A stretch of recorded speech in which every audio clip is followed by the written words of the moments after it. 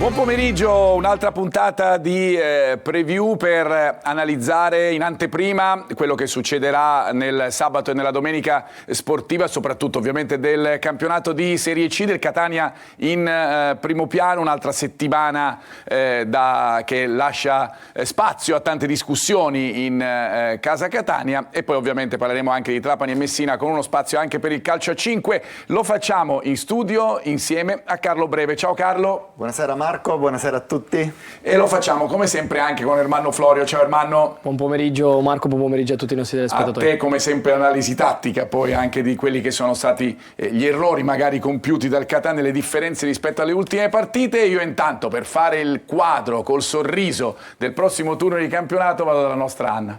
Ciao Marco, buon pomeriggio a te e ai nostri telespettatori. Io vi ricordo la linea WhatsApp per interagire con noi al 342 77 12 855.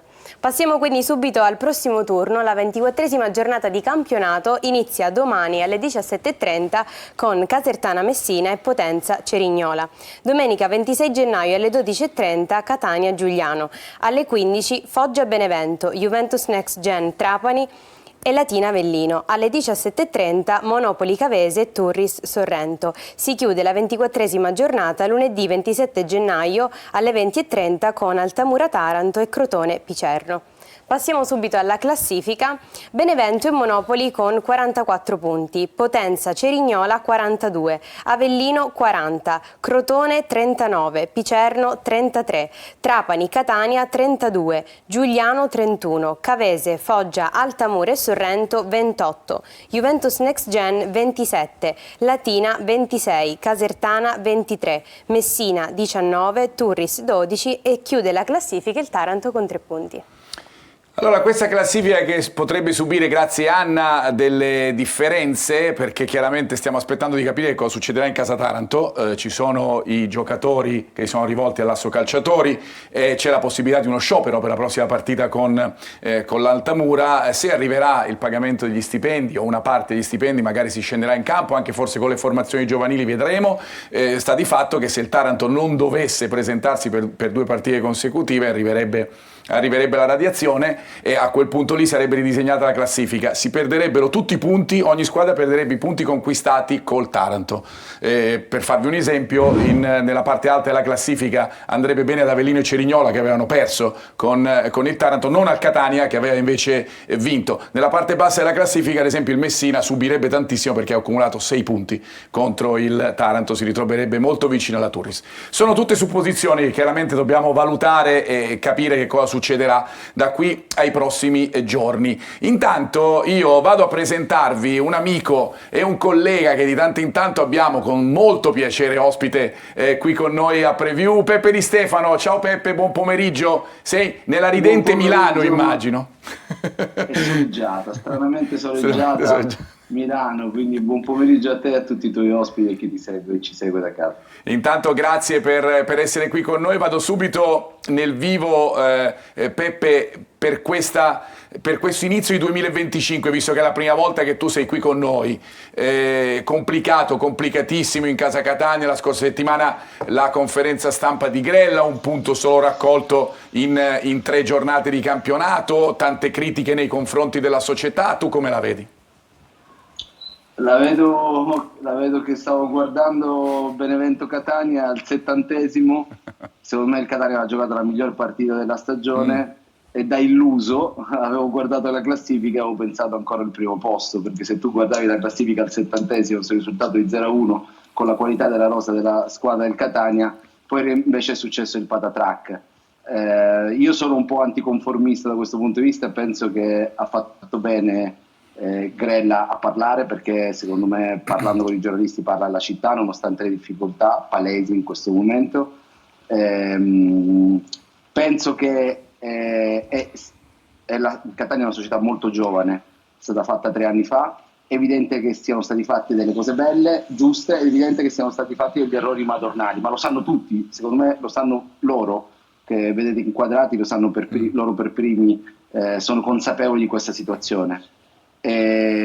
Soltanto sbagliando si dice che con i bambini che si impara, e io credo che Da quello che ho compreso io, anche un po' off the record, la loro intenzione non è né mollare, ma proseguire, insistere, strutturarsi ancora di più, coprire gli errori che hanno fatto e che sono stati chiari, provare a non farli più e provare a reagire. Poi è chiaro, secondo me non siamo ancora al momento dell'analisi e non siamo ancora al momento dei bilanci. I bilanci vanno fatti a fine stagione. Oggi, se dobbiamo fare uno parziale, Marco, è negativo, è pessimo, certo. Perché ci aspettavamo tutti dopo l'arrivo di un allenatore come Mimmo Toscano, il più grande allenatore della Serie C degli ultimi 7-8 anni in Italia, giocatori dal calibro di Luperini, che ha deluso, e di tanti altri che hanno deluso. Chiaramente oggi il bilancio è negativo, però io sono un po' come Formamentis abituato a fare i bilanci alla fine e vedere la parte positiva delle cose, e vedo la voglia di reagire, percepisco la voglia di reagire. Poi Marco, poi magari tu da Catania mi dirai no, guarda che è tutto fumo negli occhi, però quello che so io, da quello che mi risulta, l'impegno, l'intenzione di investire, di mettere ancora forze ed energie, e magari già dall'anno prossimo ancora più energie economiche, c'è. Senti, io volevo sapere, Peppe, qual è la tua autonomia del braccio destro, perché per capire se ti possiamo tenere con noi per una decina di minuti. Infinita. Va bene, allora siamo a posto, ti riusciamo a tenere un'altra decina di minuti. Tu nel frattempo cammina, che ci fai anche, se c'è qualche monumento da farci vedere qualcosa, noi nel frattempo approfittiamo per fare un po' di geo in geo. Farei vedere il corso Buenos Aires, ma non penso che sia così. No, onestamente ne facciamo anche a meno, siamo contenti del sole. È un sole che ritornerà, Carlo, in casa Catania, prima o poi? Questo ce lo auguriamo tutti, e sono anche d'accordo con il nostro amico che parla di energie che non verranno sprecate, e noi ci auguriamo soprattutto che il progetto Pelligra sia solido e che si ottengano i risultati sperati, perché sicuramente dal punto di vista economico sono stati investiti tanti soldi. Nel primo anno si è fatti bene in un campionato sicuramente più semplice, il campionato di Lega Pro è un campionato difficilissimo e lo sappiamo tutti.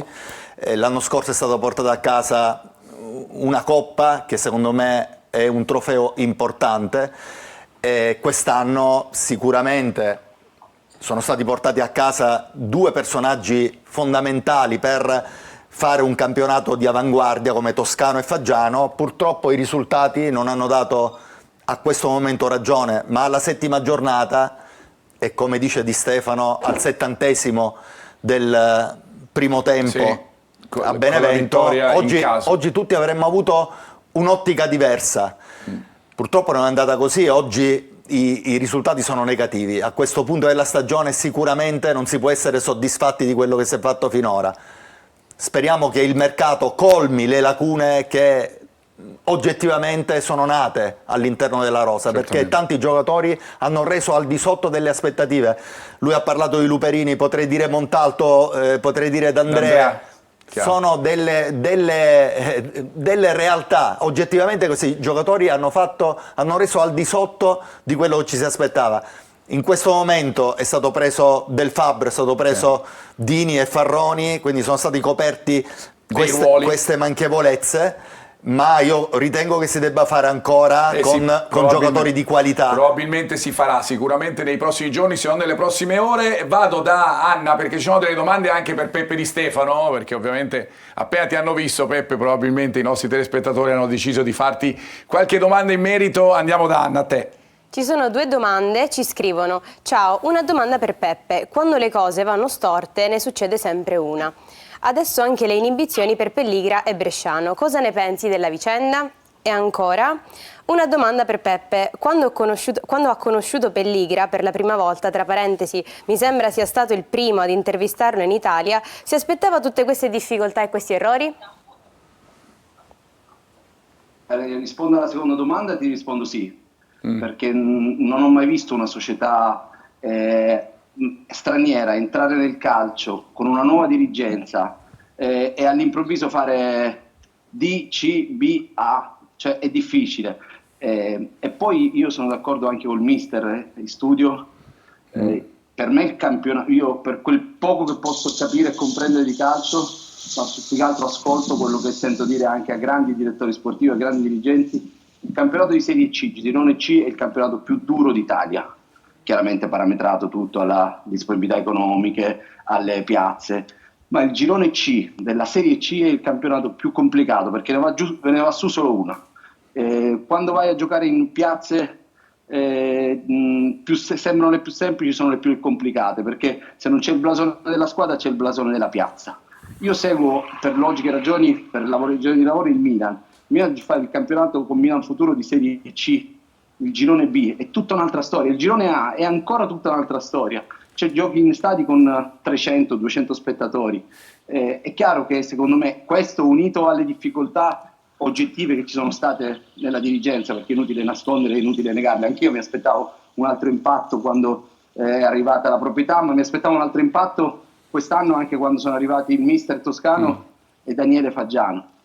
Poi in tutto questo, in relazione alle inibizioni, è una vicenda che è stata trattata ad agosto e secondo me non basterebbe una puntata per parlarne, perché è molto lunga e andrebbe approfondita bene, non fare colpe e colpevoli, ma cercare di capire davvero chi sono responsabili e responsabilità. La sfortuna si accanisce perché, ad esempio, purtroppo, come sapete meglio di me, ma senza entrare nella privacy, le non ottimali condizioni di Daniele Faggiano nel corso di tutto l'anno, secondo me, sono state un downgrade per questa squadra e non un upgrade, perché Daniele Faggiano, io sono stato ad Assisi e ho visto come stava a contatto con la squadra, ho visto come parlava con le anime dello spogliatoio, ho visto come parlava ogni sera col mister, sono stato lì un paio di giorni, respiravo l'ambiente ed era quell'uomo di calcio che serviva in quel momento, c'era l'uomo di Conti Grella e l'uomo di campo Faggiano, e purtroppo la sua assenza secondo me è stato un vero problema. E questo è certamente vero, d'altronde riconosciuto praticamente da tutti, anche dalla piazza di Catania. Su quello delle inibizioni è vero, per spiegarla ci vorrebbe veramente una puntata intera. Ricordiamo sospensione di 1 mese e 15 giorni, Grella che ha visto l'inibizione commutata in una multa, e 2 mesi invece per Bresciano, tutto legato ad alcuni documenti che erano presenti e che poi ovviamente c'è stato dei tempi più lunghi per essere poi portati a conoscenza da FIGC, ma insomma veramente ci vorrebbe una giornata intera anche per distribuire le responsabilità del fatto. Andiamo a vedere, lo facciamo anche attraverso le nostre grafiche, grazie alla nostra regia, quella che è la situazione legata al mercato del Catania fino adesso, perché queste sono le ufficializzazioni. Ovviamente, attenzione, non stiamo mettendo tutte le notizie che riguardano il mercato, qualcuno ovviamente ve la darò io adesso, ma abbiamo messo anche Farroni nei nuovi acquisti, anche se ricordiamo che Farroni non è arrivato nel mercato di gennaio, ma era uno svincolato, è arrivato prima, poi utilizzabile da gennaio per tutti i motivi che voi sapete. Le ultime partenze, l'ultima è quella di Chiricò, ufficiale, stiamo parlando, per la risoluzione del contratto. Si sta trattando con D'Andrea, potrebbe essere quella più vicina come cessione al Cerignola, si sta discutendo con la squadra pugliese per un prestito, poi con varie opzioni, anche obblighi, a seconda anche della possibilità che avrà il Cerignola di andare avanti in questo campionato e magari di salire anche in Serie B, e di quello che farà il Catania eventualmente nei play-off. Sulle cessioni, Castellini, se ne è parlato tantissimo, Castellini c'è un prezzo, ovviamente, c'è un prezzo, la società non vorrebbe mandarlo via adesso, da quello che ci risulta, però c'è un prezzo che si aggira attorno al €1.000.000. Se qualcuno si presenta con €1.000.000 in tasca, la richiesta sarà portata a Pelligra, perché poi alla fine è Pelligra che dovrà decidere che cosa fare in tal senso. Però chiaramente Castellini è un giocatore che, se il Catania se ne dovesse privare, se ne vorrebbe privare magari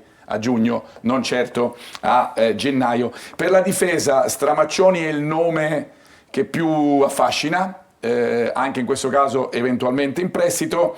Dal Monte, stesso discorso, prestito, è un giocatore trequartista di livello, insomma, certamente, che sarebbe un bel colpo, potrebbe affiancare Stoppali di dietro per Inglese. Attenzione alla punta, ci si lavora sempre, il nome che emerge più di altri è sempre quello di Finotto, ma siamo sempre lì, la Carrarese lo deve sistemare deve sistemare il proprio attacco, cioè prendere degli attaccanti per poi liberare eventualmente Finotto. Donnarumma, scostato al Catania oggi dei sondaggi, piace anche al Trapani, ci risulta che non ci sono stati effettivamente dei sondaggi per lui, però chiaramente su questo è ovvio che il mercato cambia di ora in ora e questo lo ricordiamo sempre. Andiamo a vedere invece una scheda sul nuovo acquisto del Catania, che è Del Fabbro, perché poi ne volevo parlare proprio di mercato con Peppe prima di salutarlo. Questo è che poi acquisto, è un prestito con opzione, lo sappiamo, maglia numero 5 proveniente dall'Arezzo, difensore centrale fondamentalmente, adattabile eventualmente nel centrodestra nella difesa 3, le note: ha esordito in A nel Cagliari all'età di 17 anni contro la Juventus, era un dicembre, e poi 22 presenze e 2 reti nelle varie nazionali, anche quelle under, fino a dove lui è arrivato, cioè l'under 19. Peppe, prima di salutarti torno da te per chiederti, il mercato è un mercato secondo te fatto con raziocinio dal Catania in questo mercato di gennaio, anche raffrontandolo al mercato di gennaio scorso, oppure è un mercato improntato sulla necessità, cioè prima vendere e poi acquistare? E proprio per quello mi sembra pieno di raziocinio, perché non è un mercato di pancia ma un mercato di testa. Non sto dicendo che sia giusto, sto dicendo che è un mercato probabilmente rispetto a quello che oggi le casse del club richiede che venga fatto, perché mi sembra molto un voler sistemare alcune cose dal punto di vista finanziario, ad esempio le operazioni dei rientri al Cerignola di D'Andrea sono probabilmente con determinati bonus che non scattano, e quindi probabilmente giocatori che non erano entrati nella mente, nel cuore diciamo tecnico dell'allenatore di Mimmo Toscano, che sono convinto resta e resterà a Catania anche nella prossima stagione, ma chiaramente bisogna fargli una squadra più a sua immagine e somiglianza. Questo è quello che mi sento di dire, quello che ho capito anche un po' fuori dai microfoni, cioè la squadra che è stata fatta era bella, era molto forte, era piena di giocatori di valore, ma probabilmente non rispecchiava quelle che erano le caratteristiche, e ecco, questo è un errore che è stato fatto. Adesso servirà fare o adesso o tra adesso e giugno una squadra che possa avere anche una prospettiva e che gli possa dare all'allenatore una prospettiva, o far fare il calcio che vuole lui, perché quante volte, e là il mister lo sa, però l'allenatore forse cambiare 1000 volte. Il Catania ha cambiato 3-4 sistemi di gioco: difesa 3, difesa 4, centrocampo a 5, centrocampo a 4, Gimenez tre quarti, Gimenez mezzala, Gimenez play, e sembra quasi che alla fine era un pallottoliere che tu cercavi la soluzione giusta, e quello probabilmente non ha fatto il bene di nessuno, del mister, del Catania. Quindi forse accorciare il numero della rosa e migliorare un po' la qualità rispetto a quelli che sono i desideri. Poi, se vuoi detta la verità, non è che non è entusiasmante, non vedi nomi di primissimissima fascia, però non è detto che a volte non prendere nomi di primissima fascia non sia per forza di cose una pecca di una società. A volte ci sono degli acquisti mirati che sono più, a volte sistemare gli equilibri di spogliatoio, ecco, facciamo così, sistemare gli equilibri di spogliatoio non solo tecnici ma anche tra virgolette comportamentali, forse è più importante di comprare 1 o 2 giocatori bravi. Detto tutto questo, ancora ci sono 10 giorni e sono convinto che qualcosa di serio e di importante il Catania la farà.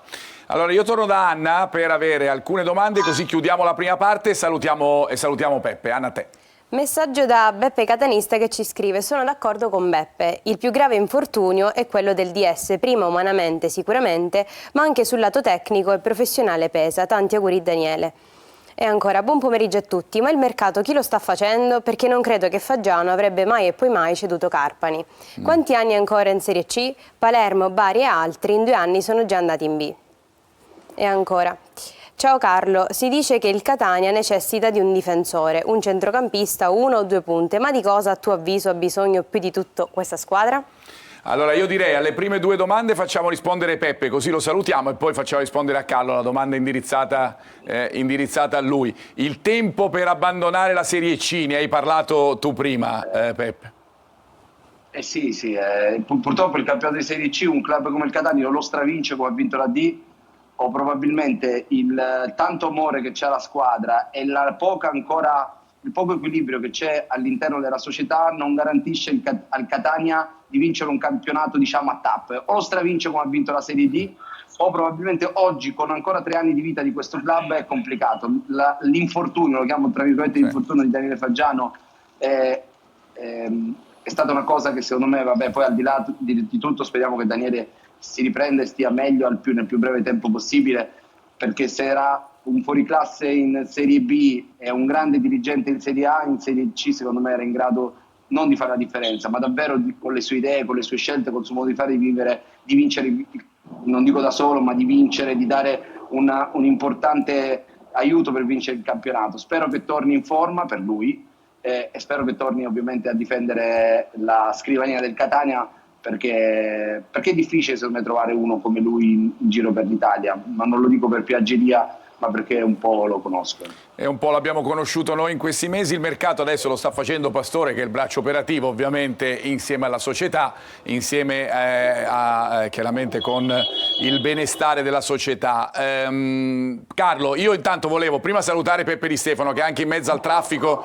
non vogliamo essere responsabili di qualche incidente. Ciao Peppe, grazie di tutto grazie sempre. Marco, grazie mister, grazie a tutti voi. Grazie a te, buona serata. Ciao Peppe, buona serata, buon pomeriggio. Carlo, a che cosa serve veramente al Catania, al di là dei numeri, no? Forse un centrocampista, sicuramente forse sicuramente un centrocampista, perché sono andati via Carpani e Verna e quindi urge un altro centrocampista centrale. Se arriverà forse alla fine del mercato, da quello poi che secondo sembra. me un'alternativa ad Inglese, se dovesse andare via Montalto, non so quali saranno i piani della società e del tecnico, non credo siano soddisfatti del rendimento di Montalto, ma se ancora ci credano, se ci credono terranno Montalto, se non ci credono più serve un'alternativa ad Inglese e un'altra seconda punta che possa affiancare Inglese qualora Stoppa possa agire da 3/4. Noi ci fermiamo, ricominciamo fra pochissimo andando invece nel dettaglio della prossima partita del Catania con il Giuliana, fra poco.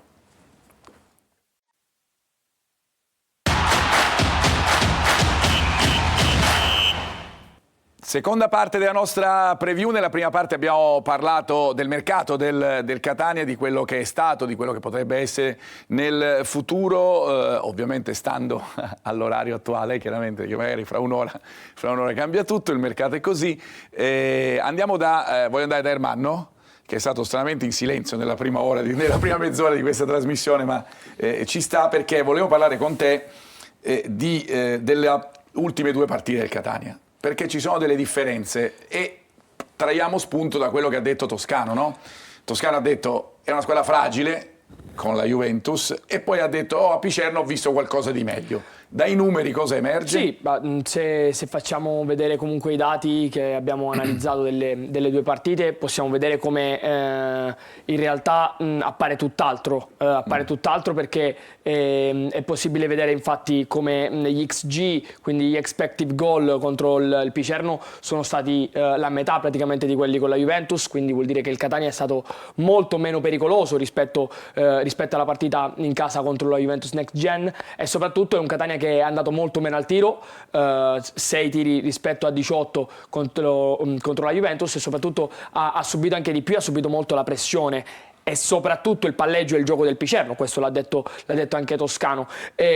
Però ovviamente diciamo, secondo me le sue parole, più che sui dati, più che sul tipo di gioco, più che sul dominio delle caratteristiche dell'avversario o delle sue caratteristiche, quindi delle caratteristiche della squadra, le opinioni di Toscano si sono basate molto sul risultato, quindi sul fatto che il Catania comunque a Picerno, anche soffrendo larghi tratti della partita, se ne ricordo bene, nei primi 30 minuti il Catania ha fatto fatica proprio a entrare nella metà campo avversaria. Il Catania però è rimasto attento, è rimasto concentrato, è rimasto in partita, era passato in vantaggio, poi per qualche piccolo svarione, per qualche piccolo errore ha subito il pareggio, però anche lì non si è decomposto e ha cercato di creare quanto più possibile nuove palle gol. Quindi la fragilità che ha visto sicuramente Toscano nella partita contro la Juventus è una fragilità che riguarda più che altro i tipi di errori che si sono fatti e quanto si è concesso pericolosità e come si è concessa la pericolosità alla Juventus, cosa che è stata diversa invece contro il Picerno.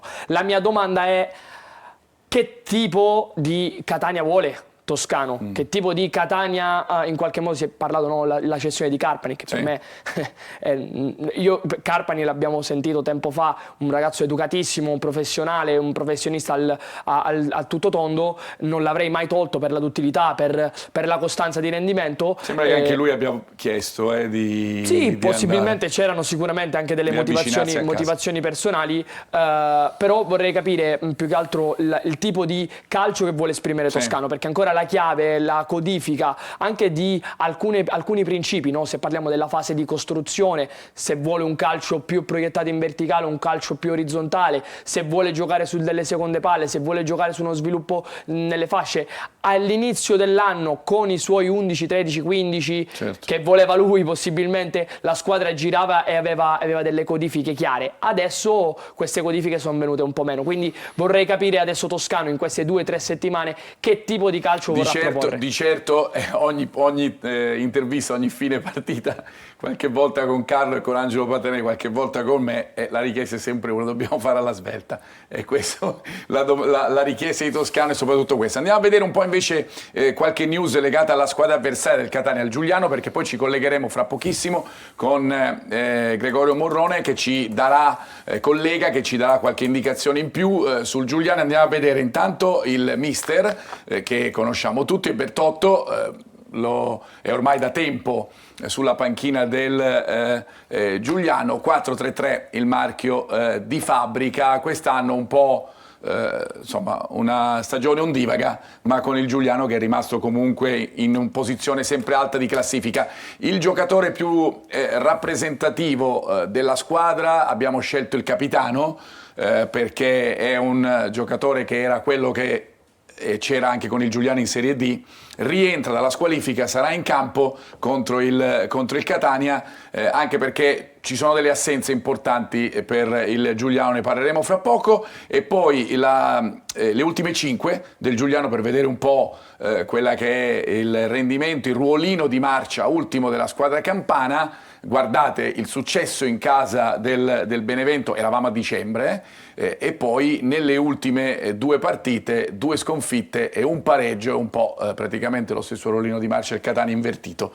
Le ultime 2 sconfitte sono le ultime 2 partite di campionato. Allora andiamo dal collega Gregorio Morrone di Teleclub Italia. Gregorio, buon pomeriggio, ciao.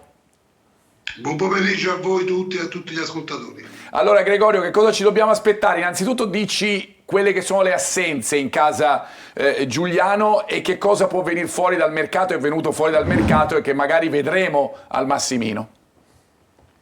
Allora, il Giuliano sta effettuando numerose operazioni di mercato. Settimane ne sono arrivate altri 2, come Acampa e Demirovic, il primo dall'Altamura e il secondo dalla Juve Stabia, il primo difensore e il secondo è un centrocampista. È chiaro che ci sono anche delle uscite importanti, ricorderete Ciuferri che è andato al Trapani e anche Maselli che è stato ceduto, e sembra in odore di partenza anche una delle colonne del Giuliano, che è Carmine Giorgione, che per Catania non dovrebbe esserci perché si è infortunato nella gara precedente, quella persa con la Cavese, e quindi un infortunio all'adduttore muscolare, ne dovrebbe avere per 20 giorni e vedremo poi stasera con le convocazioni se sarà almeno, diciamo, portato a Catania. Ci sono delle assenze importanti, oltre a Giorgione c'è Oievale, il laterale sinistro basso squalificato, c'è Romano che è un infortunato storico a causa della pubalgia, e rientra dalla squalifica il capitano De Rosa, che dovrebbe riprendersi una maglia da titolare, e vedremo insomma poi le scelte di Bertotto, perché adesso ha un po' anche l'imbarazzo della scelta, soprattutto in avanti, perché è arrivato anche Del Sole. Sì. Manca anche Celeghin, no? Manca anche Celeghin per squalifica, giusto Gregorio? Manca anche Celeghin, quinta munizione per lui, è in diffida, e quindi un centrocampo che si preannuncia pressoché tutto nuovo, se non dovesse giocare neanche De Rosa, insomma. Credo che debutterà Acampa, visto che manca Oievale e anche il sostituto Lavardera a sinistra, quindi dovrebbe essere lui il preferito, mantenendo Valdesi a destra, perché Valdesi è stata, diciamo, la soluzione di emergenza quando sono mancati dei laterali a sinistra, l'ha adattato dall'altro lato. Dovrebbe giocare centrale come sempre Solcia insieme al vice capitano Caldone, dando per certo il rientro, come detto, di De Rosa.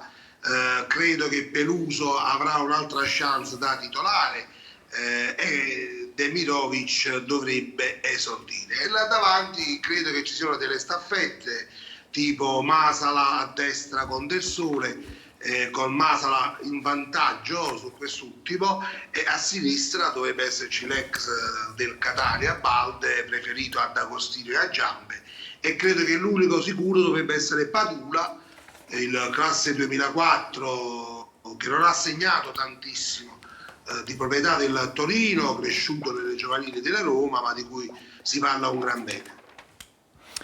Grazie Gregorio, buon pomeriggio, grazie sempre, lui è sempre stato con noi anche a darci le indicazioni sul Giuliano anche nelle precedenti puntate, prima delle partite con Giuliano. Grazie Gregorio, buon pomeriggio di nuovo. Grazie a voi, alla prossima. Allora, io tornerei da Anna per avere un'altra sfilza di messaggi e poi dopo incominciamo anche con l'analisi tattica del Giuliano. Continuano le domande, inizio con una domanda per Carlo. Una domanda per Carlo breve. Conosce Dal Monte, se ne parla molto bene, ma non rischia di essere una copia di Stoppa? Passiamo Marco a una domanda per te invece.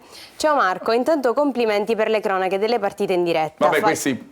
Andiamo avanti. Fai apparire sempre chiaro, prenditeli questi complimenti Marco, fai apparire sempre chiaro quel che succede nonostante non si veda la partita. Con la tua chiarezza allora ti chiedo di dirmi se potremo mai cambiare l'inerzia di questa stagione.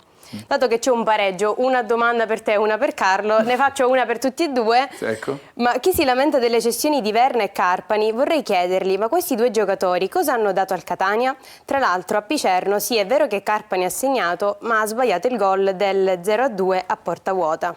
A quest'ora avremmo chiuso la partita. Va bene, allora parliamo da Carlo, Dal Monte. Dal Monte è un giocatore di qualità e quindi magari Toscano avrà in mente di far giocare in maniera quasi definitiva Jimenez in mezzo al campo, perché ha veramente fatto molto bene, quindi cerca un giocatore con caratteristiche diverse da Carpani. Okay. Carpani non è un giocatore di qualità, è un giocatore di tanta quantità che riesce anche a equilibrare la squadra, a fare anche bene la fase di non possesso, ed è stato bravo a fare anche qualche gol importante. Sì. Quindi, però ha caratteristiche diverse rispetto a quello che secondo me cerca Toscano. Cerca un giocatore di qualità da affiancare a Stoppa, che strappa un po' durante la partita. Che abbia delle caratteristiche diverse da Carpani. Ecco. È chiaro. Ho risposto anche alla seconda. Chi è che si stupisce di Carpani e Verna? Ah, ok. Diciamo che Verna ha dato meno di quello che ci si aspettava, un rendimento diciamo da 6, ecco, tutto sommato. Da lui ci si aspettava sicuramente qualcosa in più, da un giocatore che ha fatto tante presenze in Serie B, fare solo, diciamo, tra virgolette il compitino, ci si aspettava qualcosa di più. Per quanto riguarda Carpani, secondo me ha dato il massimo di quello che poteva dare il ragazzo, anche con dei picchi buoni, però farlo giocare da tre quarti sicuramente è una posizione dove lui non può rendere al massimo. Anche se poi con la Recanatese ad esempio ha coperto anche questo ruolo, però restiamo al discorso che faceva Peppe Di Stefano prima, giocare nel girone A della Serie C o nel girone B non è la stessa cosa di giocare in quei ruoli nel girone C. Il 2-0 di Picerno Io l'unica cosa ci ha dato, diciamo, Berna sicuramente nulla, Carpani però con i suoi 3 gol ha portato dei punti. Ha portato punti, non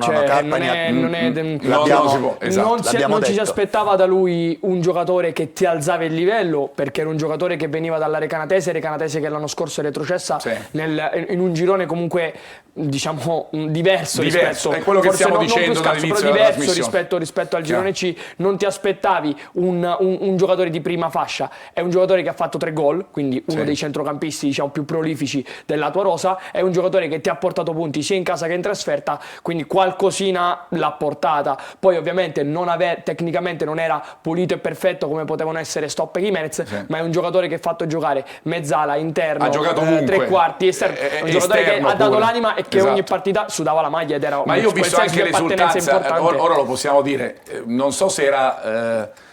se Carpani fosse a conoscenza, ma immagino proprio di sì, la cessione di Carpani non è che è maturata lunedì. E Carpani sapeva probabilmente di scendere in campo per giocare la sua ultima partita con la maglia del Catania. Io ho visto l'esultanza sporgendomi dalla balaustra. Un grande professionista. Sporgendomi lì da Picerno per riuscire a capire cosa c'era dalla curva perché non si riusciva a vedere, ma ha esultato con tutta la curva, con grande entusiasmo per questa Un maglia. grandissimo che, secondo me, ha professionista onorato che fino alla sicuramente ha dato un ottimo contributo alla Assolutamente causa. sì. Allora, andiamo a dare uno sguardo insieme ad Ermanno alle statistiche. Statistiche a confronto fra Catania e Giuliano per capire che cosa? Che come al solito le statistiche ci dicono qualcosa sul Catania, soprattutto i primi 2 punti, vorrei che ce li spiegassi bene. Allora, i primi 2 punti non ci focalizziamo sul confronto, ma ci focalizziamo sul principalmente sul Catania. Quando si parla di downgrade, diciamo, il discorso di underperformance, questo è l'emblema, questo dato è l'emblema dell'underperformance del Catania, perché i primi 2 dati cosa sono? Esatto. Non sono altro che una sottrazione algebrica tra i gol segnati dal Catania, il gol segnati dal Catania meno gli expected goal, ovvero i gol che dai dati che ci si aspettava. Il Catania poteva segnare 3 gol in più in questo Il Catania poteva segnare 3,3 gol in più, più, quindi almeno 3 gol in più. Sì, okay. Questi 3 gol in più ovviamente pesano molto nel bilancio poi sia della stagione sia delle prestazioni, per come ci ho fatto vedere un po', e sia sui risultati, no? Perché questi 3 gol fatti in delle situazioni, mi viene in mente Messina, mi viene in mente anche con la Cavese, dei gol diciamo quasi all'ultimo dove l'expected goal era molto alto, non andato a segno. Questi 3 gol potevano in qualche modo cambiare la classifica momentanea del Catania. Dall'altro lato il secondo invece facciamo una sottrazione opposta, ovvero i gol segnati dal Catania e gli expected goal against, cioè, ovvero dell'avversario. Cioè ne ha subiti 2, praticamente 2 in più. 2 in più rispetto a quello che dal dato statistico doveva emergere. Questi 2 gol anche qui potevano in qualche modo, pesano ovviamente tanto sul bilancio generale della classifica e del punteggio che adesso ha tuttora il Catania in classifica. Analizzando poi tutto il resto, quindi questo diciamo sull'underperformance del Catania. I primi 2 dati che vedete, gol segnati meno XG, gol subiti meno XG against. Sì, questo è il senso di quello che Ermanno vi ha raccontato fino adesso. Gli altri dati che sono un po' il confronto. Sugli altri ci soffermiamo principalmente su quello che sono i dati del Giuliano, no? Sui dati dei lanci lunghi per 90 minuti e sulla precisione dei lanci, dove il Giuliano si trova nelle prime 4 posizioni in entrambi. Il Giuliano, questo ci fa comprendere una cosa, lo vedremo successivamente con i tagli video. Il Giuliano di Bertotto non è una squadra che costruisce molto da dietro, anche perché quando lo fa male, lo vedremo con dei tagli, ma è una squadra che ama ricercare la profondità, ricercare e chiamare in causa con dei lanci lunghi già dalla sua 3 quarti gli interpreti offensivi quali Padula, quali Njambé, quali Baldé, che hanno delle caratteristiche molto preponderanti dal punto di vista della corsa, della velocità, dell'attacco allo spazio, mentre la differenza tra il Catania e il Giuliano chiave è proprio la presenza e la pericolosità all'interno dell'area avversaria. Il Giuliano infatti è una squadra che entra poco, quasi mai, all'interno dell'area avversaria, quindi nella 3 quarti avversaria è poco incisiva, però non è una squadra che segna poco, è una squadra che non ha uno sviluppo che comporta entrare tanto dentro area. Quindi ora poi dai tagli video vedremo qualche altra caratteristica. Ricordo Catania e Giuliano sempre chiaramente con diretta stadio su Telecolor a partire dalle 12, perché è il lunch match di domenica 26 gennaio con Angelo, con Carlo a fare la cronaca della partita, poi le interviste alla fine, come al solito 3 ore live. Ricordo che già la prossima, quella con Cerignola, torneranno invece le partite video in chiaro su Telecolor, Cerignola Catania, con la cronaca di Angelo Patanè e Carlo Breve.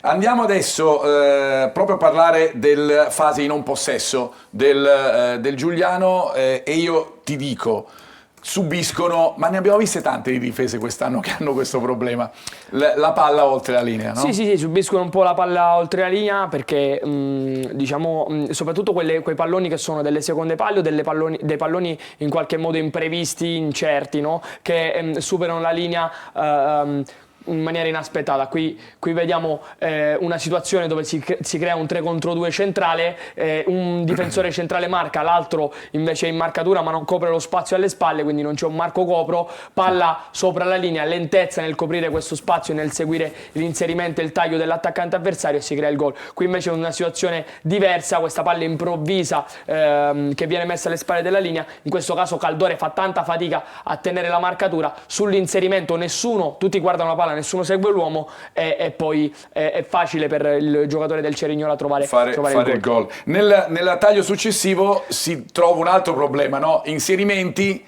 quelli che certe volte il Catania ha fatto durante questo campionato, loro li leggono maluccio. Esattamente, l'abbiamo analizzato, era la mia prima puntata, avevamo analizzato proprio questo, vediamo come il Giuliano, soprattutto i difensori del Giuliano, i difendenti del Giuliano guardino solamente la palla e mai quello che gli sta dietro, quindi alle spalle, quindi quello che è il lato debole e il lato cieco. Qui vediamo proprio l'inserimento sul lato debole della Cavese, con uno spazio incredibile, enorme. Si sono focalizzati su un 2 contro 1 sulla parte sinistra, lasciando dall'altro lato spazio libero. Qui situazione simile che si sviluppa però lateralmente e non centralmente. Tutti i difendenti guardano la palla e nessuno si rende conto mai di quello che parte alle spalle, e quindi questo crea lo spazio per entrare dentro area e per creare poi un successivo cross e il primo gol di Volpe con la maglia del Cerignola.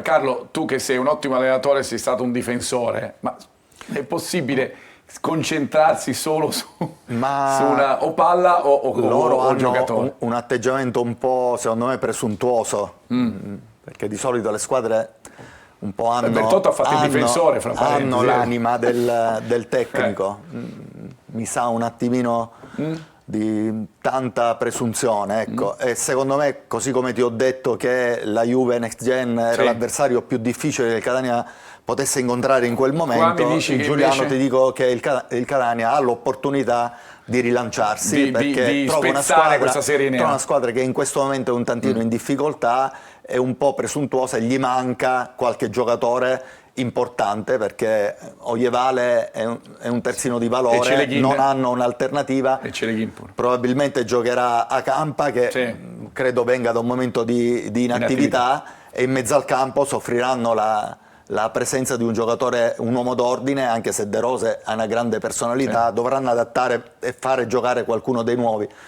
Se il Catania approccia la partita nella maniera feroce e giusta, può averla meglio. Proprio sul discorso degli inserimenti, riguardando i tagli video che feci la partita del Catania contro il Giuliano, si vede come il Catania è entrato tanto dentro area, ha creato tantissime palle gol, poi prende gol sul 3-1 su quel lancio lungo, ma soprattutto con gli interni di centrocampo, i tre quarti, lo vedremo successivamente, adesso Stoppa lo fa in maniera naturale, come si buttano dentro, e questa soluzione può essere una soluzione che può creare tanta pericolosità, soprattutto negli ultimi 20 metri. All'andata, se ci ricordiamo, la partita svolta col gol sbagliato incredibilmente da Inglese, ma il Catania aveva fatto un'ottima partita. Poi dopo li cambiano, vanno a fare il gol. Hanno trovato, perché hanno attaccanti di gamba, e quindi sia Padula che Baldeo, Niambè, con la tecnica sopraffina di Masala, potrebbero mettere in difficoltà la difesa del Catania. Allora io vorrei chiudere, di no. ecco, bravo, chiudere con Ermanno. Intanto la fase non possesso, diceva Carlo, sono un po' presuntuosi anche nella costruzione dal basso, presuntuosi o non attenti? In realtà non preparati a quel tipo di principio e quel tipo di stile di gioco, e in qualche modo mi rifaccio al mister, detto un po' ci ricordano, le squadre un po' riprendono le caratteristiche del giocatore. Bertotto non ce lo ricordiamo proprio per la pulizia dal punto di vista tecnico o per la sua costruzione da regista difensivo, ce lo ricordiamo più per la marcatura e per i suoi ottimi interventi difensivi. La sua squadra in qualche modo è fotocopia delle sue caratteristiche, ecco perché se andiamo a vedere proprio questo taglio. Se parte il taglio sulla costruzione fanno un po' fatica, vediamo qua con la Cavese, leggera pressione avversaria, ha due scelte facili da poter ricercando il lato debole, invece perde qua Peluso il possesso e la Cavese rischia di fare un gol facile, e qui addirittura Russo che cerca di costruire direttamente laterale, non rendendosi conto della presenza di Fella. Velocizzare in questo caso la manovra è stato inutile. Poi anche qui altro inserimento non letto, vabbè, ma qui la difesa comunque era messa, non era totalmente schierata, e qui errore. Qui invece su una riconquista, appena cercano di giocare, appena cercano di sviluppare una costruzione dal basso, il difensore centrale, in questo caso Caldore, entra completamente nel pallone, non si rende conto delle soluzioni che ci avvicina e della pressione, l'appoggia dietro per Russo o per l'attaccante avversario, e quindi questa è una situazione da aggiungere anche che nel gol che prendono contro il Cerignola, nel primo gol, si vede proprio una mancanza di fame, c'è superficialità nell'intervento di Solcia sull'attaccante del Cerignola, che invece ha più rabbia, riesce a prendere questa palla nonostante fosse in ritardo e a favorire poi il gol dell'attaccante. Quindi sono in un momento un attimino dove magari avevano, dopo le vittorie di Benevento, un attimino la pancia piena, ecco, ora sono in un momento in cui sono un po' più scarichi. Fase di possesso, attacco alla profondità, perché insomma hanno gente veloce lì davanti. Sì, no? Possiamo far vedere le clip anche in maniera veloce, perché l'attacco alla profondità sono tre clip sull'attacco alla profondità in maniera diversa. Qui vediamo come viene messa la palla sopra da un passaggio da fuori a dentro, e vediamo proprio Baldé e Padula che partono in anticipo sui difensori. Poi Padula è bravissimo, qui il 2002 scuola Roma e Torino, a procurarsi un rigore che forse non c'era tantissimo. Altra palla invece, la clip successiva ci fa vedere come dalla costruzione non tendono una costruzione dal basso, ma Solcia mette subito la palla sopra. Questa palla sopra non viene belletta dalla difesa del Cerignola. Attenzione, avete visto in entrambi i tagli video come in questo caso Njambé e prima Padula partono non proprio sulla linea, forse un po' più avanti della linea, quindi quella è anche forse una soluzione che cercano, quella di giocare un po' sul filo del fuorigioco. Quindi queste sono delle costruzioni con palla sopra. Oppure sulla sesta clip ci fa vedere come ricercano reconquistata palla, qui col terzino che sarà assente, il terzino sinistro, un filtrante diretto per la corsa di Baldé, anche qui sempre attaccando la profondità, quindi mettendo una palla sopra, e da questa possibilità, da questa occasione nasce una pericolosità importante per il Giuliano. Quindi è una squadra che sa andare, visto che ha dei giocatori di gamba, sa andare molto nello spazio e lo fa con costanza. E questo lo vedremo probabilmente anche al Massimino, anche se, come vi spiegava anche Carlo, il collega da Giuliano, le assenze a centrocampo sono certamente importanti per quanto riguarda, anche in difesa, per quanto riguarda il Giuliano. Ci fermiamo, ritorniamo fra pochissimo, andiamo subito a Messina, situazione incandescente, ormai lo diciamo da sempre, in casa Messina. Ne parliamo fra poco con Francesco Triolo.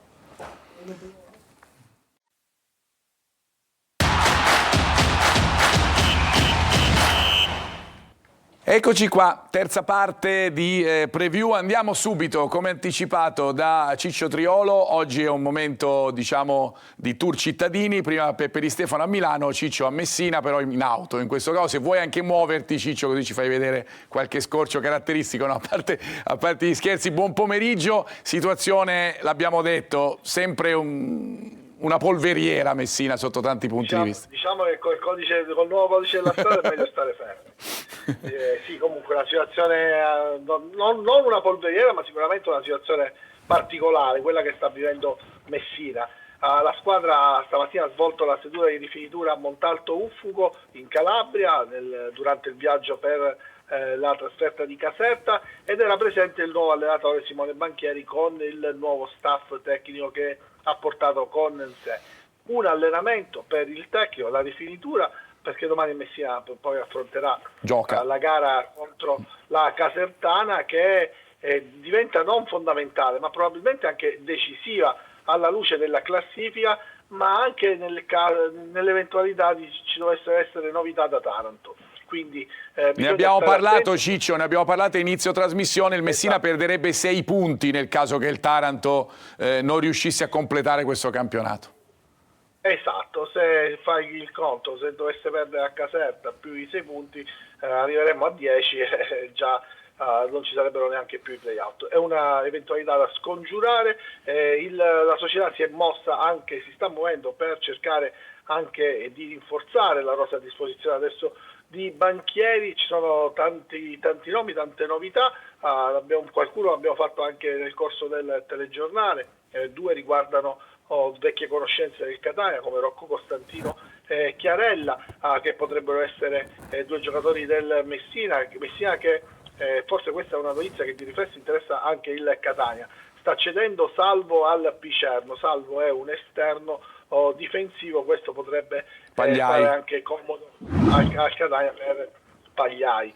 Esatto. Poi il Messina ha chiesto notizie di Vicario, un esterno offensivo della Triestina, che potrebbe arrivare in prestito, lì ha un contratto fino al 2027, quindi e poi l'ultima notizia potrebbe essere quella del portiere. Krapicas dovrebbe essere ai saluti, domani probabilmente l'ultima gara in giallorossa, al suo posto dovrebbe arrivare Michele Avella del Brescia, ma già a Messina qualche anno fa.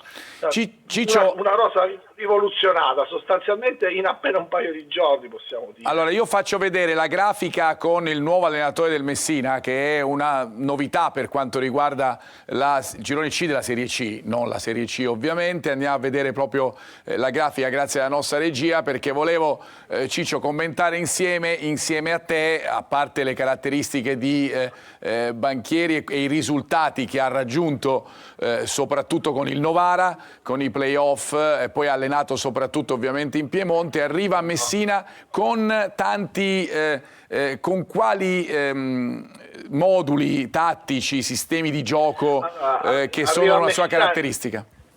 Arriva a Messina intanto al termine di una settimana un po' particolare, perché il Messina ha provato a contattare da Pasquale Marino a Cristiano Lucarelli, Cangelosi, ha cercato tanti tecnici, l'ultimo Cudini, che sembrava essere a un passo dai giallorossi, ha provato a convincere anche Modica a tornare, ma nel momento in cui Modica è arrivato a Messina, ha fatto un colloquio con la squadra e con la società, ha capito che non c'erano più i margini per rientrare, quindi ha confermato le dimissioni. Si è arrivati ieri a tarda sera, all'ingaggio di Banchieri. Lo vedi dalla scheda, ha 51 anni, 50-51, preferisce il 3-4-2-1 e il 4-3-3.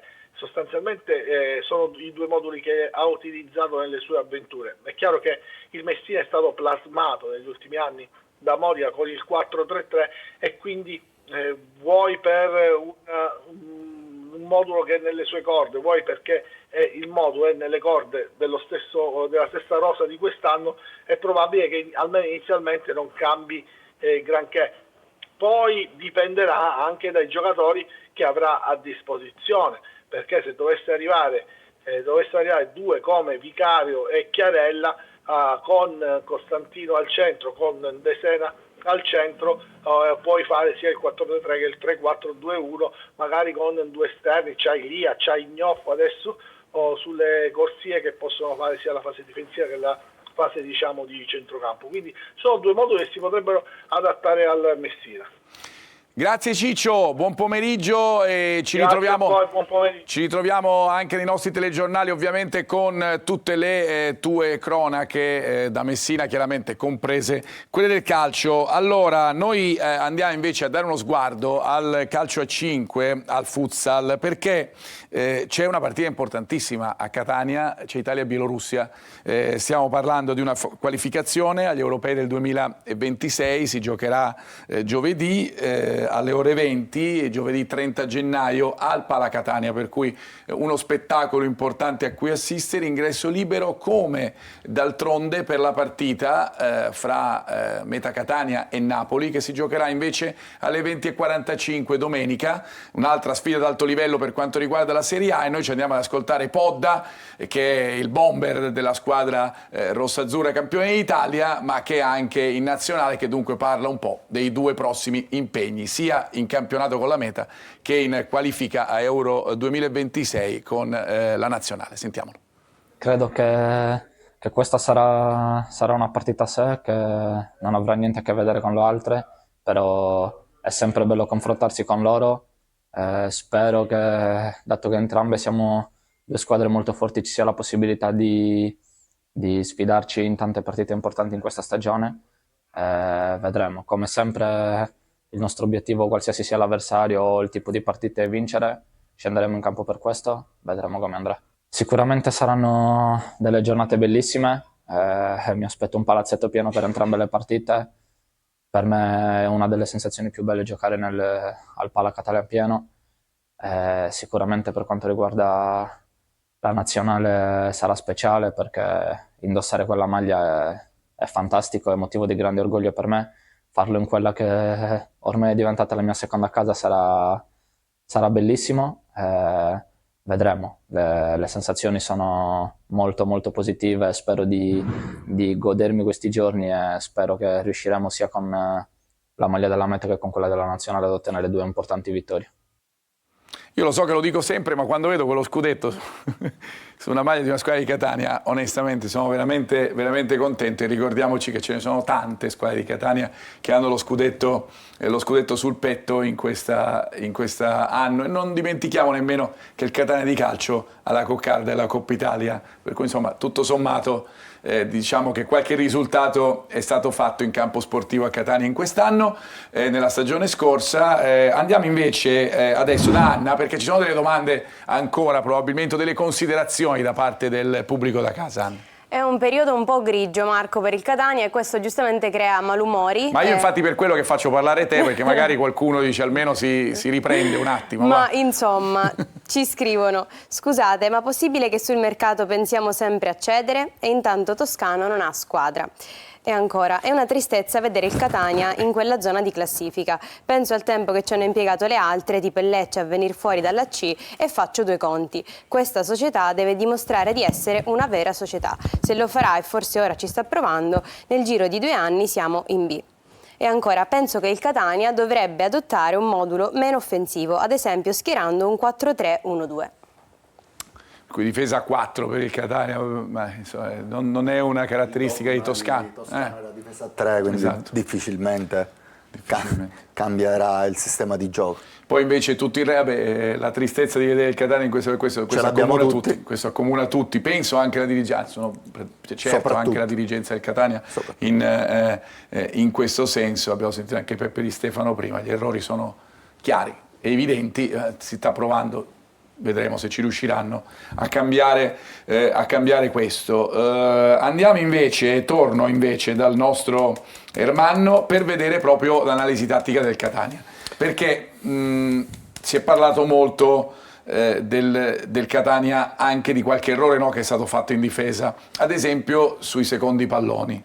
Lì Toscano pressa, un po' come preme la dirigenza per avere i giocatori, preme anche i giocatori perché siano più concentrati in tal senso. Sì, il discorso che faccio sempre, è una parola che uso spesso, no? Il discorso della concentrazione, dell'attenzione su quelle che sono, diciamo, delle seconde palle, soprattutto su una palla aerea che poi viene colpita o dall'avversario, da un giocatore, diciamo, etneo, e la palla che rimane diciamo, senza proprietario nella zona centrale del campo, nella zona nevralgica, può essere un'occasione che deve essere sfruttata a tuo favore. Ed è stata sfruttata al favore del Catania. Il primo gol nasce, e dopo lo vedremo, da 2 seconde palle vinte, però in realtà nel primo tempo forse in balia anche un pochettino del dominio dell'avversario, e da qui c'è da fare totalmente complimenti alla squadra di Tomei per il tipo di calcio che in Serie C è davvero difficile fra paesi trovare. Con giocatori nemmeno di livello incredibile, insomma il primo tempo...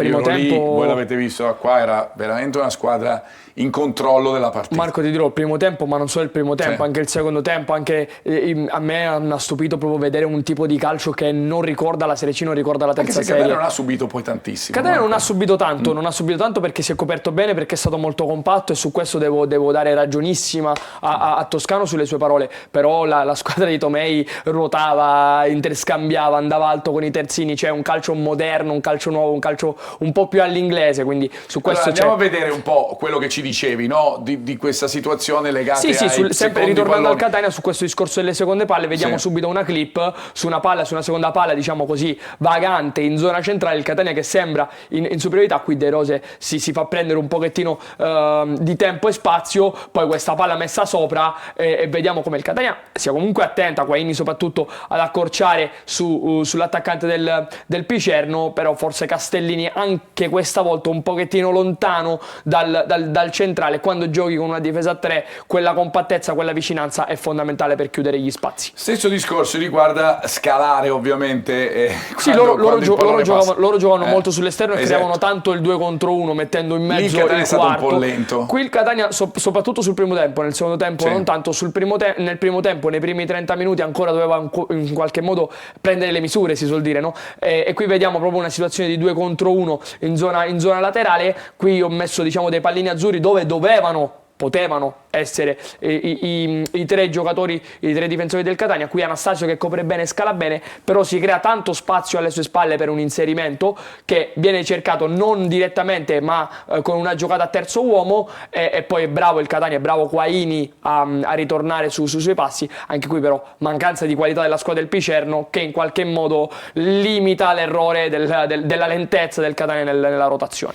La terza clip è l'errore di Anastasio. Io volevo parlarne con Carlo, perché ne abbiamo parlato, la vediamo insieme, poi andiamo da Ermanno, perché eravamo insieme, no, domenica, e siamo rimasti un po' interdetti. Succede ovviamente ai difensori, ma qui un errore abbastanza evidente. Andando a vedere proprio la clip, vedete che poi il pallone arriva verso Anastasio e poi ecco qua l'errore. Mi sembra proprio perché qui poteva veramente cambiare la partita. Poi, tra l'altro, l'errore di un calciatore che è sempre molto attento, molto concentrato, quindi questo è proprio un errore di disattenzione, ritengo, neanche tecnico, perché sì. Cioè, questo fondamentale lui ce l'ha. Il bello è che bravo. dietro c'è la pubblicità che dice La Torre, forse ha visto, È bravo, forse ha lui, visto quelle, anche di testa è uno che si fa valere, lì proprio. E l'approccio alla palla non è convinto. Io l'errore messo prima, invece in realtà la copertura e il posizionamento del Catania, che è ottimo. L'errore principale, l'ho messo scritto, è proprio sul discorso cioè, la palla non si stoppa. Se non sei sicuro di fare una giocata, la palla non la stoppi, la metti avanti, c'hai due soluzioni davanti. Ma ce l'ha facile in testa, quindi questo non capisco, ma soprattutto perché comunque aveva visionato che al lato aveva Maiorino, quindi che gli sarebbe tagliata alle spalle. Quindi. E questo è quello che è successo. Da lì poi nasce, subito dopo, il gol di Carpani, come spesso avviene nel calcio. Gol sbagliato da loro, gol subito gol sbagliato da loro, gol subito sempre da loro. Fortunatamente per il Catania. Analisi del gol invece preso dal Catania. Sì, allora qui già l'azione è andata un po' più avanti. In pratica come si è svolta l'azione? Ora rivediamo. Su calcio d'angolo il Catania marca uomo, e questo lo sappiamo, ormai è una costante. Addirittura Petito, subentrato poi al secondo tempo, viene marcato da due giocatori, ovvero Lunetta e Raimo. Lunetta è il reale marcatore del giocatore classe 2002, Raimo che si stacca e va a attaccare un uomo, Lunetta che invece rimane così in balia dello spazio e del vuoto. E qui poi, quando si rende conto che il suo marcatore si è staccato sul secondo, è troppo in ritardo e Petito può calciare tranquillamente, diciamo indisturbato, verso la porta di difesa da Farroni. Fase di possesso invece, come c'era stato il problema sul secondo pallone in chiave difensiva, invece il Catania è stato pronto sul secondo pallone, soprattutto in occasione del gol. Mi piace analizzare proprio l'importanza delle seconde palle, e la vediamo su un altro aspetto, ovviamente positivo. Qui c'è la prima seconda palla con un'aggressione forte e densità in zona palla degli uomini di Toscano, seconda palla, vabbè, ma che va spiovente, e poi altra seconda situazione di duello, di incertezza, anche qui duello aereo con densità degli uomini del Catania per attaccare questa palla. Si entra bene dentro area, situazione di 3 contro 1, Inglese che si porta sul secondo e si porta pure l'avversario, e poi Carpani è bravo a controllare, a calciare. Sono stati veramente tutti bravi, Lunetta, Carpani, Raimo soprattutto, veramente più che altro quella che diciamo Toscano, no? Quella fame, si è vista in questa azione, si vede la fame di riconquistare il pallone, di avere il pallone, di andare in avanti, di andare con tanti uomini in avanti e creare pericolosità. Questa è forse la fame che voleva Mimmo Toscano. Stoppa, che giocatore è Carlo Stoppa?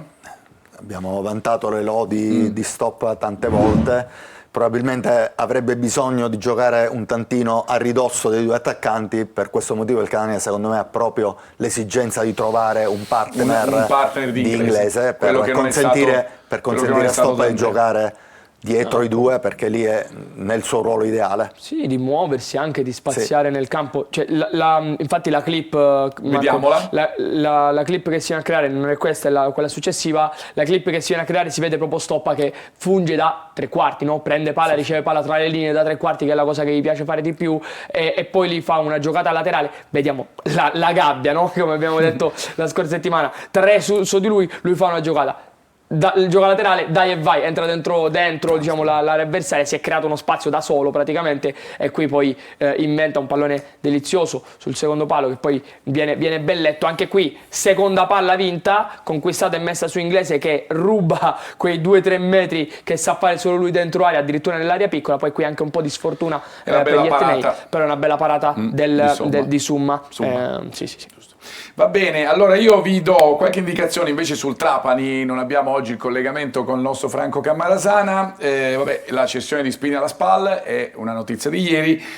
Zuppel dovrebbe andare al Latina di Boscaglia, Canutè potrebbe andare al Perugia, dalla Turris potrebbe arrivare il centrocampista pugliese. Queste sono le notizie che arrivano dal mercato del Trapani, che sta rivoluzionando tutto, chiaramente sta cambiando tantissimo per riuscire ad avvicinarsi al sogno del presidente Antonini di fare un campionato di alto livello. Questo aveva detto all'inizio, per ora non ci sta riuscendo. Trapani che esce dal pareggio 0-0 in casa nella semifinale di Coppa Italia con il Rimini, ci sarà poi il ritorno. Trapani che si avvia invece alla partita contro la Juventus Next Gen.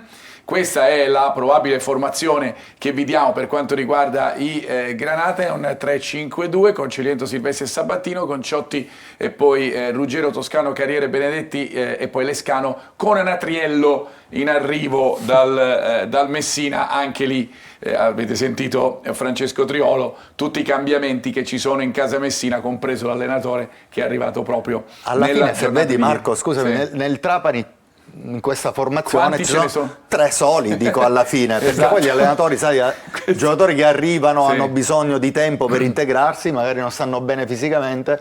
Di questi c'è solo Anatriello, c'è Toscano e c'è Zac Ruggero. Mi pare che il resto siano tutti giocatori. Sono tutti giocatori che c'erano prima. Che c'erano già. A proposito di chi c'è sempre stata con noi, la nostra Anna, come Carlo e come Ermanno, vado da lei per altri messaggi da casa e poi andiamo a chiudere questa parte. Carmelo ci scrive: salve, se gentilmente mi potete spiegare il ruolo di Bresciano, sembra impalpabile, grazie. Invece Nino ci scrive: se torna Chiarella è un ottimo rinforzo, non fate l'errore di cederlo, continuerete a sbagliare. E poi, ultima domanda, ci chiedono: con quale centrocampo il Catania si presenterà domenica al Massimino? Allora, con quale centrocampo il Catania si presenterà domenica al Massimino ve lo diciamo fra poco, con le probabili formazioni. Per quanto riguarda Bresciano, il ruolo è quello che sappiamo, fa parte del Consiglio e lì chiaramente deve fare da trade union praticamente fra la società e la presidenza, come fa ovviamente Grella. Sono finiti tutti, l'abbiamo detto, in quella situazione che poi ha portato alle squalifiche di un mese e mezzo, di 2 mesi, e all'inibizione e poi la multa per Grella. Qual era l'altra? Chiarella, faccio rispondere a te, Carlo. Chiarella, perché Ciccio Triolo diceva può venire al Messina, ma tanti pensano ma sarebbe utile al Catania. Ecco, questa è la cambio un po' così la domanda. Chiarella, se sta bene, sicuramente potrebbe essere una freccia, no? Nell'arco di qualsiasi squadra. Ha avuto diversi problemi fisici l'anno scorso, non è stato il Chiarella che avevamo conosciuto in Serie D, e anche quest'anno mi sembra che abbia fatto ancora veramente poco, quindi bisogna vedere le condizioni del ragazzo, che ha delle qualità importanti, ma finora è stato penalizzato tanto dalla condizione fisica e poi anche nel sistema di gioco di di mister Toscano non Dovrebbe- so Dove lo potrebbe inserisci fare come fatica. seconda punta? Non penso lì proprio. Lui da è un esterno da quarto quarto. di centrocampo, lui dovrebbe fare tutta la lui è fascia. un esterno da 4-2-3-1 o da 4-3. Esatto. È un esterno che dietro deve avere qualcuno in altri che sistemi di gioco ecco, potrebbe più fare. difficile. Però se sta bene fisicamente e al Può- top della sì. condizione, secondo me è un giocatore che puoi adattare in qualsiasi situazione e ti può dare tanto. Ci fermiamo, ci vediamo fra pochissimo con le probabili del Massimino, a fra poco.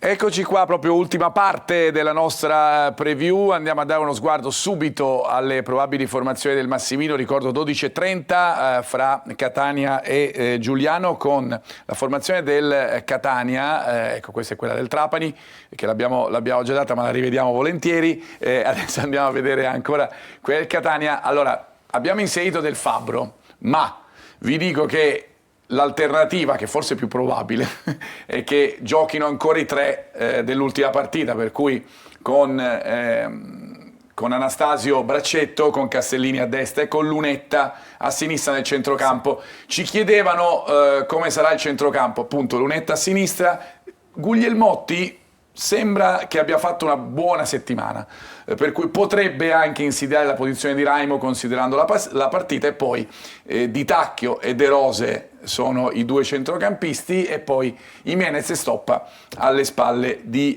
Inglesi. Jimenez che ovviamente abbandona la posizione di centrocampista e va nuovamente sulla tre quarti. Andiamo a vedere il Giuliano. Ne parlavamo poco fa proprio anche con il collega di Giuliano, la difesa l'abbiamo detto, con Acampa che dovrebbe giocare a sinistra, con Valdesi, Solcia e Caldore. Il centrocampo, il dubbio è far giocare De Rosa perché è l'unica alternativa che sembra plausibile lì a centrocampo, se no bisognerebbe far giocare un ragazzo, un 2007 che è genovese, che insomma è sicuramente un ottimo giocatore ma è comunque un 2007 al Massimino, questa è l'idea, e poi c'è Demilovic che chiaramente potrebbe occupare il ruolo di mezzala. Lì davanti avete visto i tre che dovrebbero essere confermati, se possiamo riguardare appunto con Padula Masala e Baldé per quanto riguarda il Giuliano. Gli arbitri della partita, mentre la voce ormai se ne va,